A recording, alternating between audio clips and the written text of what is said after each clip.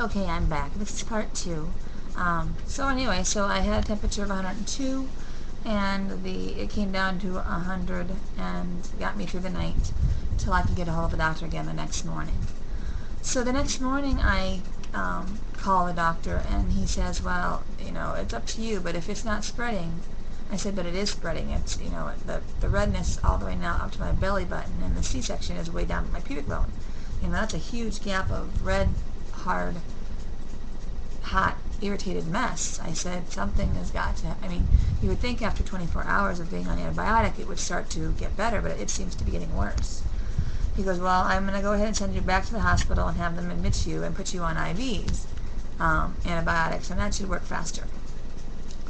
So, I'm back in the hospital Tuesday. So, Emmaline is now a week old, and I've been in the hospital 6 out of the 7 days that she's been alive. So Tuesday we go to the hospital, and in all honesty, I probably will never go back to this hospital again. There were a few nurses that were nice, but the rest of them, it was a very difficult time at this hospital. I couldn't get them to come when I needed them. They blew out 3 IVs. I've got bruises up and down my arms because I sat for 45 minutes with the IV beeping at me, and I finally got out of bed, walked out in the hall, and said, "Is there somebody going to help me?" And a nurse finally came and helped me. It was just, I was there. I ended up staying at this hospital for an additional, Tuesday, Wednesday, Thursday, Friday. It sent me home Saturday afternoon. So another 4 days in the hospital, trying to get this infection under control, and it got worse. They put me on the IVs, and it kept getting worse. Wasn't getting any better. My temperature kept fluctuating up and down, and my doctor, I just was very disappointed. He really didn't do anything. He came in, he looked at it, and said, "Yeah, he put me on 3 different antibiotics all at once," which is fine and dandy, but it wasn't working. And then he left and went on vacation, and his associate took over. And I have to say, I was very grateful that she came in, because she immediately assessed the situation and saw how bad it was and said, okay, first what we're going to do is we're going to put a heating pad on this and see if we can get some of this to suck out. And I'm thinking, why didn't he suggest this a week ago? Because I told him I was putting ice on it to help with the swelling and to cool it down a little bit, and he's like, that's fine. She said to put heat on it, which would have been better. And I'm like, oh, why did he tell me that? I could have done it at home, and that would have helped a little bit. So we did put a heating pad on it, and they have a special one that's really kind of cool. It's got hot water that flows in and out of it. She said, but most likely I will end up doing surgery this afternoon and opening that wound back up and getting all that infection out and going from there, because she said it's pretty bad, and we don't want it to get any worse because we don't want any more complications. She came in and she assessed the situation and did it right away, and my doctor didn't. And I was just very frustrated. So she came in and did that, and then that afternoon she set up surgery, and I went into surgery, and they opened it back up, and then got everything out, and then they had a wound nurse come in, and I have to wear a vacuum now. It's my incision is completely open still. They didn't sew it up. They want it to heal from the inside out, because if they were to sew it back up again, it could get that infection and it wasn't going to heal. So I have this special vacuum, and it's all packed with this kind of weird sponge stuff. And then this vacuum does this negative pressure of some sort that draws the blood to that area so that it heals faster. And so I'm on this thing for about 3 weeks, and I have to have a nurse come into the house 3 times a week to change it. And it's kind of a pain because I have to wear it all the time, and but it's making it better. I can visibly see that it's working, and it's making it better.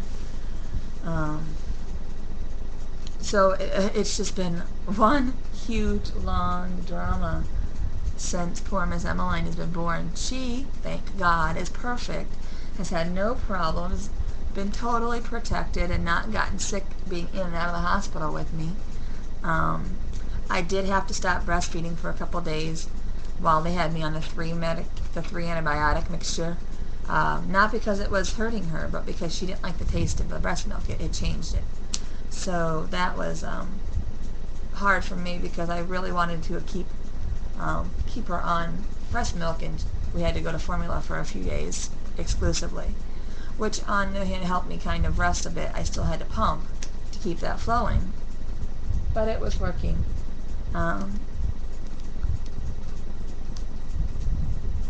My brain just froze. I'm sorry. I forgot where I was.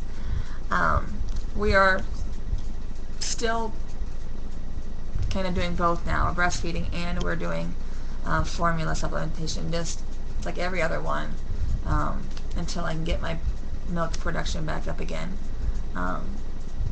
She's having a hard time latching back on at times. Sometimes she's great and she'll do it and she's perfect, and other times she just won't latch on right, and so we have to do the bottle. And but I found this awesome, they're new bottles. They're called the Breast Flow bottles, and I'll do a review after I get this done. That way it's not too long. It's already going to be maybe part 3. We'll see. Anyway, so I have this beautiful baby girl, which I'm sure everybody is dying to see.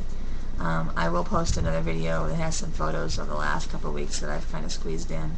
It's been real hard to get a lot of photos in because of me being pretty sick and in and out of the hospital, and I'm a little disappointed. I feel like I've missed the first 2 weeks of her life, you know, because it's been just horrible with the complications from the C-section. So, but let me go ahead and grab her while I have a couple minutes left.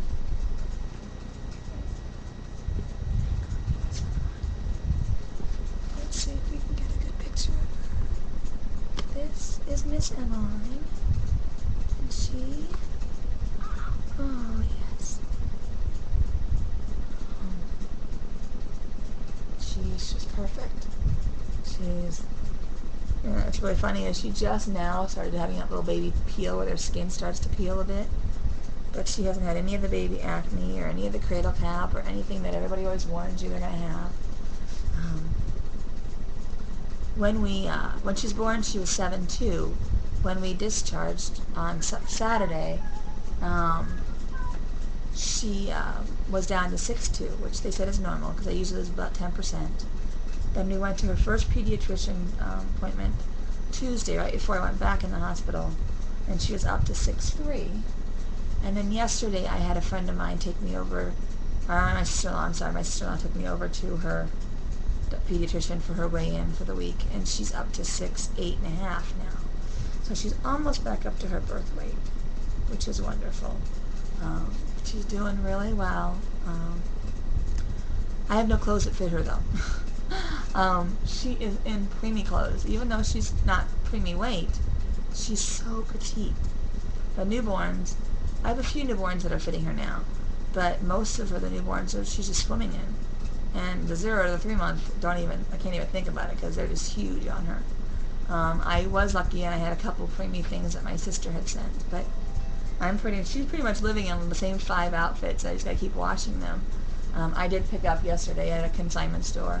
I stopped on the way back from the doctor's office at one that's close by and picked up a baby swing and her a couple outfits that they had buy 3 get 1 free sale going on. So I got her a few outfits then.